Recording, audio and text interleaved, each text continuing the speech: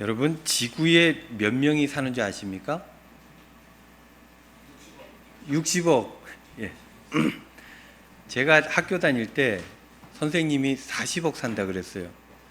조금 있다가 50억 산다 그러더라고요.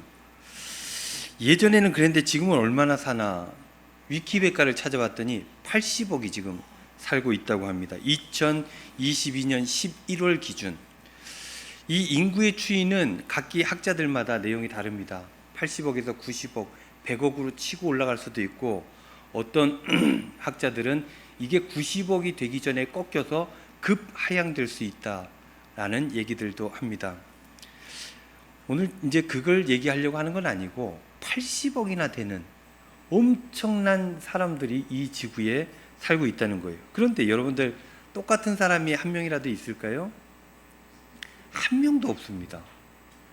우리는 뭐 그냥 하는 말로 똑같은 사람이 있을 수 있는데 만나면 둘 중에 한 명은 죽는답니다. 그래서 어쨌든 한 명밖에 안 남는 거죠. 한 명도 같은 사람이 없다는 거예요. 쌍둥이들도 다 다르죠. 다른 인격체입니다. 참으로 신기합니다. 사람들은 다 각기 달라요. 그렇다면 우린 질문할 수 있습니다. 하나님께서는 왜 이 많은 인구들, 많은 사람들을 이 땅에 보내시면서 각기 다 다르게 만드셨을까? 우리가 이 성경을 통해서 그 질문을 하고 그 질문의 답을 얻기에는 다 다른 일이 있기 때문이 아닌가, 다른 사명이 있기 때문이 아닌가, 존재의 목적과 이유가 다 다른 것 때문이 아닌가라는 답을 얻을 수 있게 되는 것입니다. 그렇다면 여러분들 다시 한번 질문해 봅니다. 여러분들의 존재의 이유, 존재의 목적은 무엇일까요? 한번 생각해 보십시오. 하나님께서 여러분들을 이 땅에 왜 보내셨을까요? 무엇을 위해 살아가라고 보내셨을까요? 오늘 본문에는 한 청년의 이야기가 나오죠. 우리가 너무나 잘 아는 이야기입니다.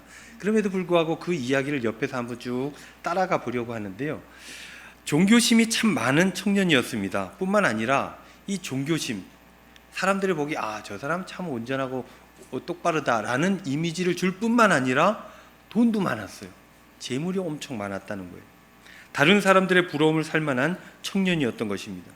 그러니까 이런 거예요. 요즘 말하면은 그 누구 집 아들은 공부도 잘하고 돈도 잘 벌고 재산도 많이 모았대, 뭐 이런 이야기죠. 반듯한 청년을 이야기하는 것입니다. 이 청년은 사람들이 가지고 싶어하는 것들, 사람들이 부러워하는 것들을 이미 이 청년의 나이에 이미 다 갖게 된 거예요. 그게 돈을 벌어서 갖게 된 건지 유산을 물려받아서 갖게 된 건지 어찌됐든 지금 그 청년은 부자였어요. 그리고 종교심, 그러니까 종교적으로도 온전한 사람이었다는 것을 성경은 보여주고 있습니다. 사람들은 그 많은 것들을 가지고 있는 청년을 보면서 부러워했어요. 그런데 이 청년은 그렇게 살아가는 동안에 예수님에 대한 이야기를 듣게 되죠. 보는 많은 것들을 갖고 있는데 예수님은 자기와 다른 삶을 살고 있는 것 같아요. 그리고 인기가 너무너무 많아요. 그래서 예수님께는 내게 없는 무엇인가가 있을 것이다 하는 생각들을 하게 됩니다. 그래서 자신에게 없는 어떤 것, 그것을 가지고 있다고 생각했고 그것이 무엇인지 알고 또한 그것을 갖고 싶어서 예수님을 만나려 했습니다. 끝내 이 청년은 예수님을 만났고 예수님께 질문을 하기에 이르릅니다.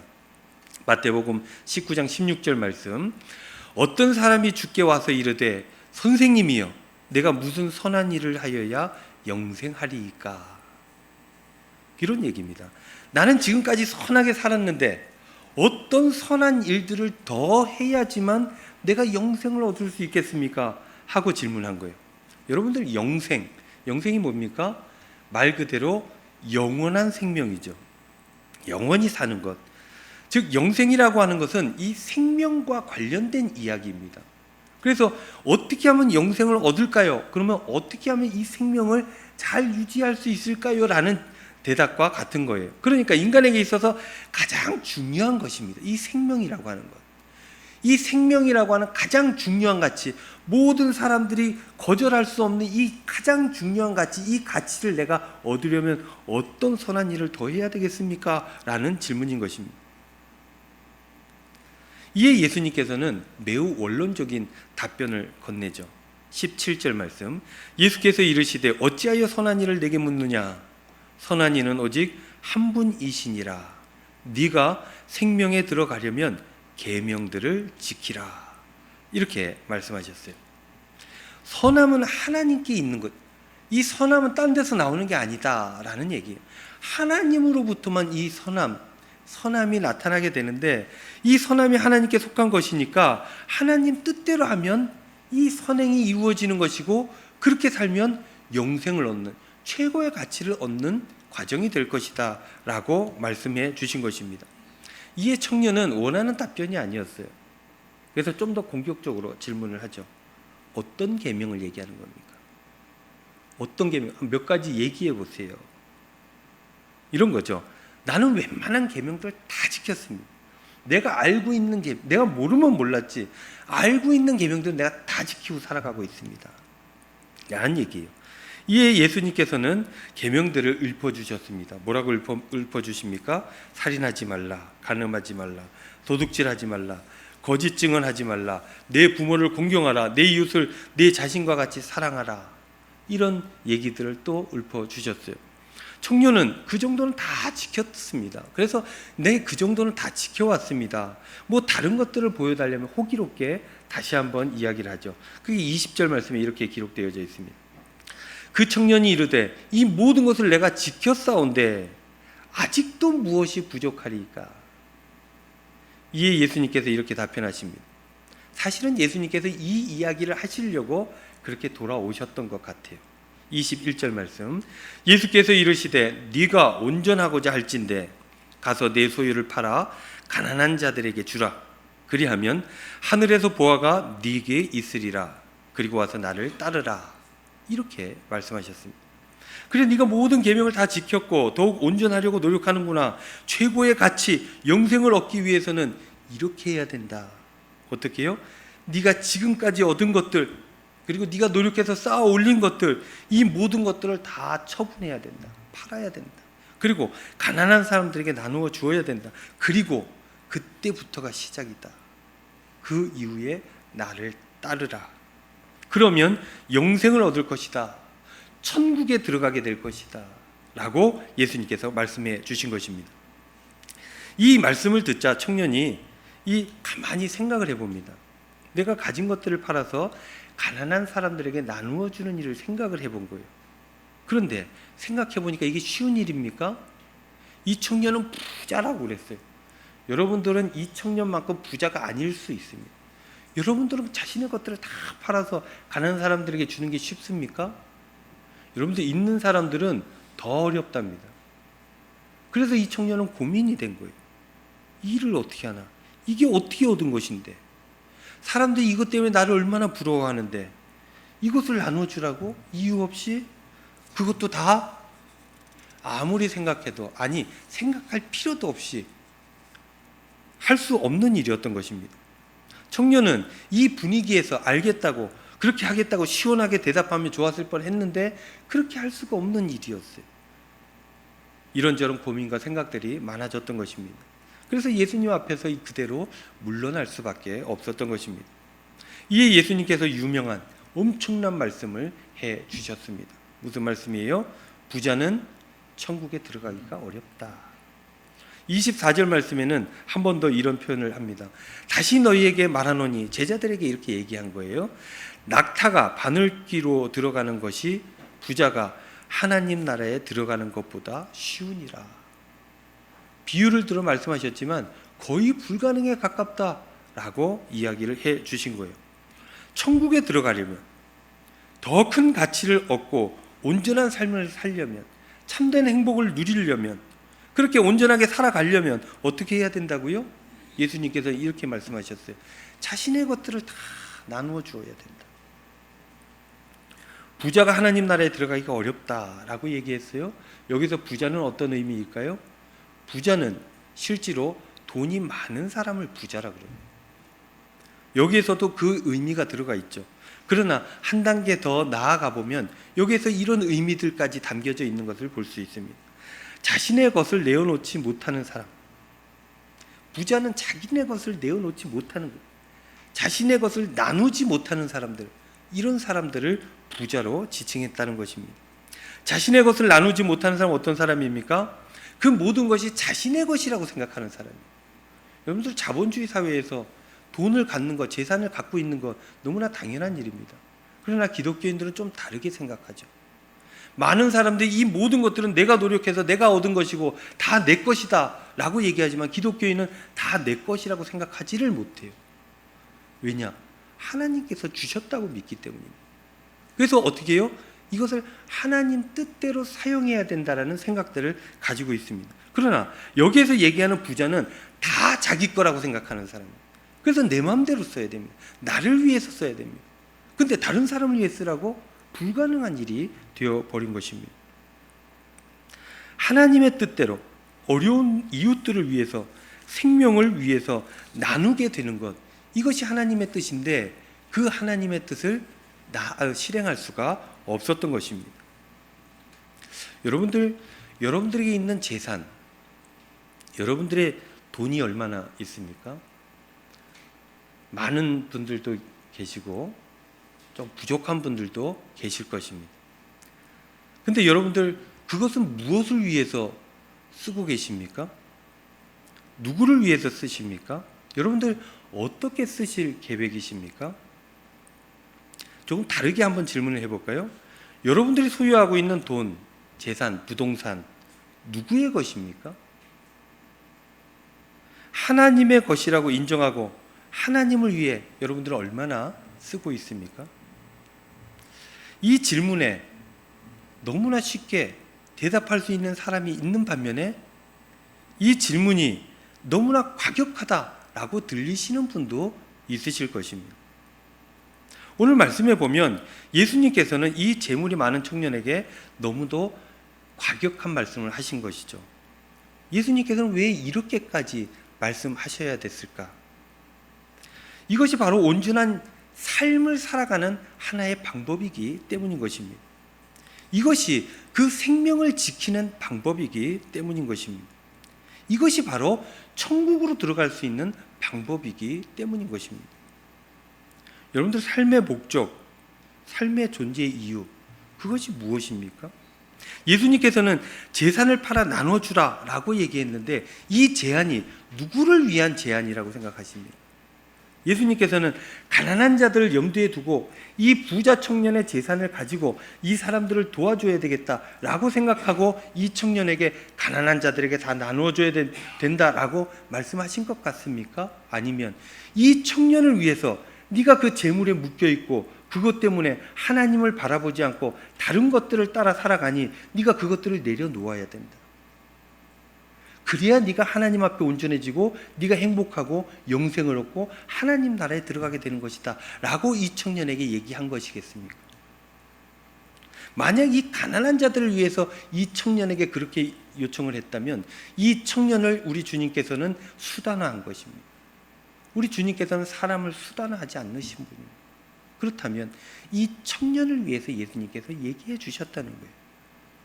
재물에 묶여있지 않는 것, 돈에 묶여있지 않는 것, 세상의 가치에 묶여있지 않는 것. 그래서 하나님 나라를, 하나님을 볼 수 있고 하나님의 뜻을 알 수 있고 그렇게 하나님의 뜻대로 나눔을 실천할 수 있는 그런 삶, 그러한 실천이 있을 때 참된 신앙인이 되는 것이라고 예수님께서는 그 청년에게 알려주는 거예요. 천국을 지금 선물로 주시려 하시는 것입니다. 청년을 위한 제안이었다라는 것입니다. 예수님의 제자들은 이렇게 살아야 됩니다. 이렇게 살지 못한다 할지라도 이렇게 살려고 노력을 해야 하는 것입니다. 나눔, 이것을 실천하며 살아가야 돼요.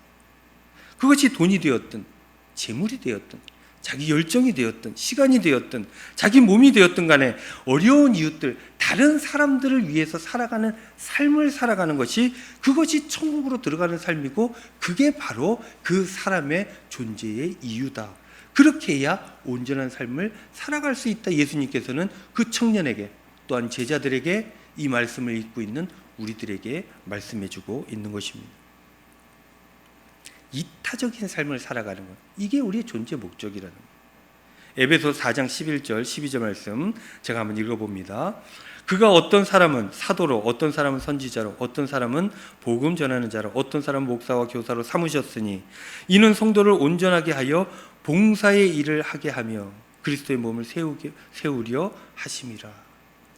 봉사의 일을 하면서, 봉사는 다른 사람들을 위해 하는 거예요. 내가 무엇을 얻고자 하는 게 아니라 다른 사람을 위해서 내가 무엇인가를 하는 겁니다. 이렇게 하면서 예수 그리스도의 몸을 세워가는 그 일들을 감당해야 된다라고 말씀해 주고 있는 거예요. 그리스도의 몸을 세우고, 그리스도의 몸, 그 교회가 세워지면 어떻게 해요? 그 교회는 사회로 나아가 이 사회에 봉사해야 되는 거예요. 우리끼리 잘 먹고 잘 살자고 교회가 있는 게 아닙니다.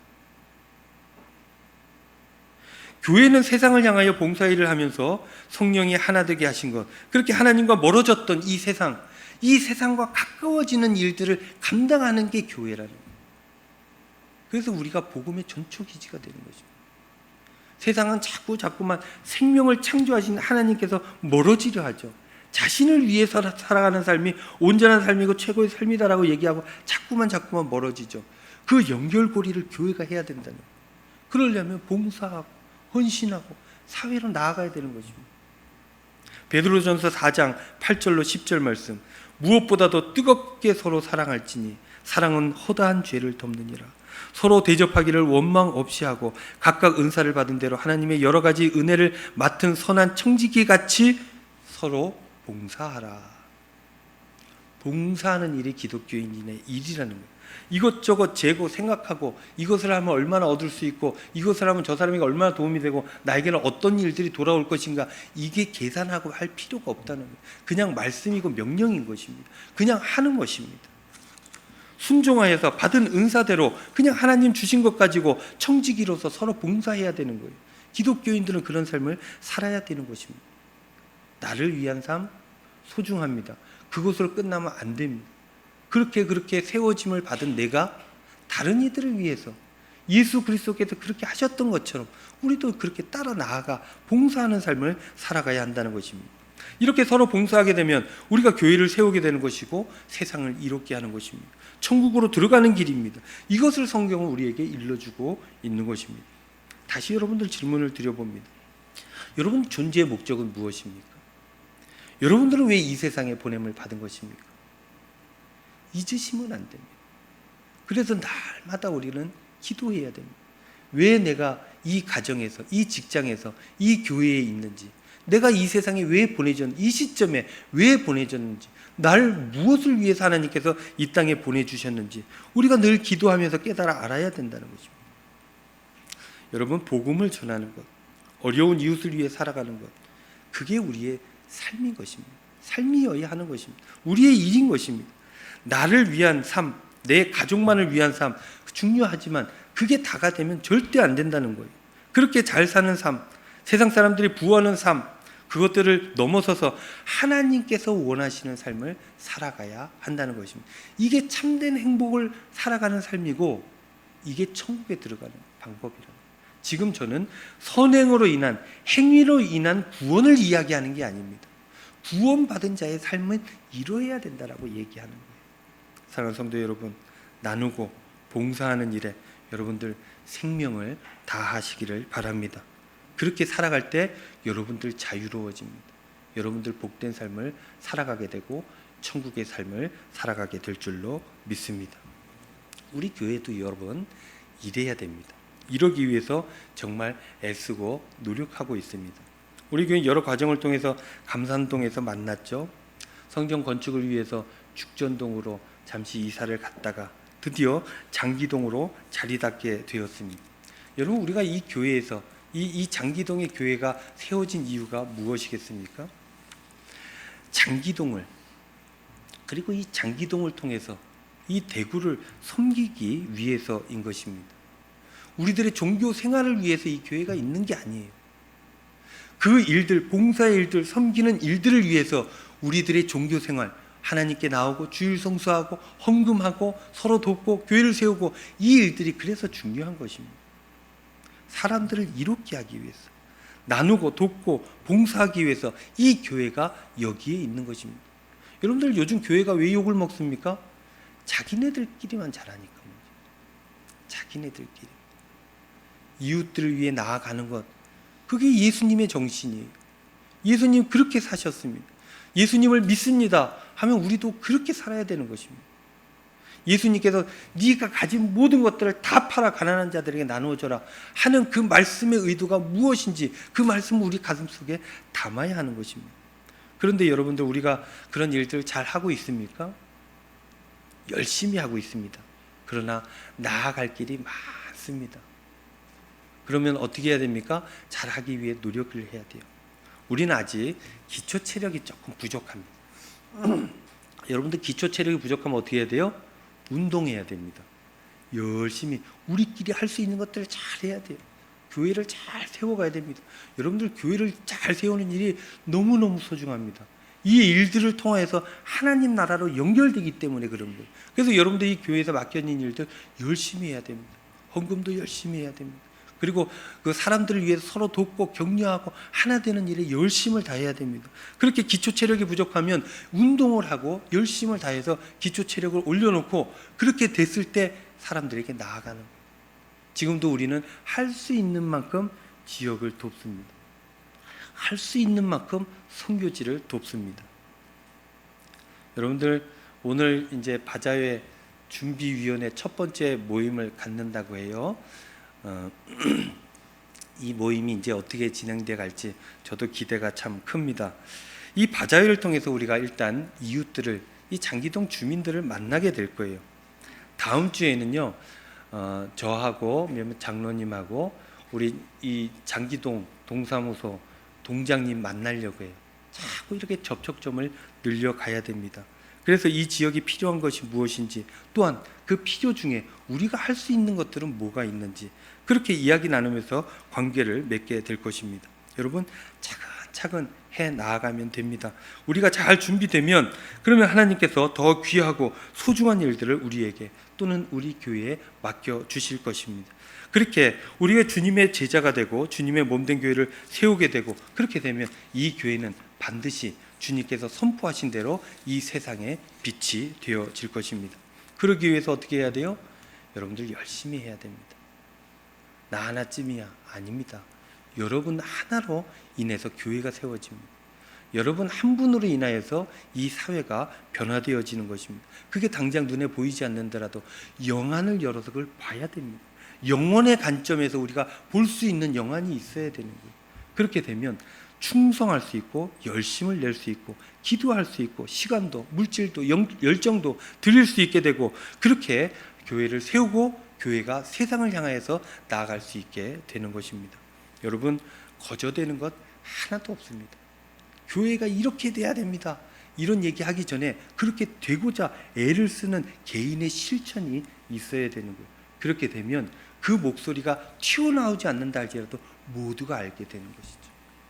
모두가 하나님 나라를 위해, 이웃들을 위해 섬기고 헌신하게 되는 것입니다. 이게 바로 우리 교회의 존재의 이유인 것입니다.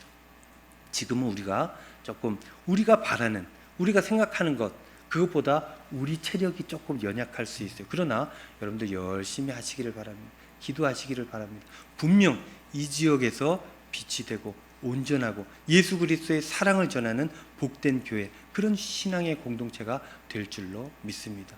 여러분들 기도하시면서 존재의 이유를 확인하시면서 애쓰고 충성하며 목적을 가지고 최선을 다해 살아가시는 저와 여러분들 다 되시기를 우리 주님의 이름으로 축원드립니다. 기도하겠습니다. 은혜로우신 우리 아버지 하나님, 감사합니다. 귀한 말씀 우리가 함께 나누었습니다. 알고 보면 다 주님의 것입니다. 주님께서 생명도 주셨고 가정도 주셨고 재물도 주셨고 모든 걸 주셨는데 우리는 한 번씩 까먹고 주님의 뜻을 저버릴 때가 많이 있습니다. 그러나 이 시간 다시 한번 생각하게 하여 주시고 결단하게 하여 주시옵소서. 주님 것임을 인정하게 하여 주시고 주님을 위해 모든 열정과 열심을 다하는 저희들 될 수 있도록 인도하여 주시옵소서. 그래서 우리의 삶이 천국이 되고 우리 이웃들의 삶도 천국이 되어지는 귀한 역사가 있도록 축복하여 주시옵소서. 감사드리며 예수님의 이름으로 기도하옵나이다. 아멘.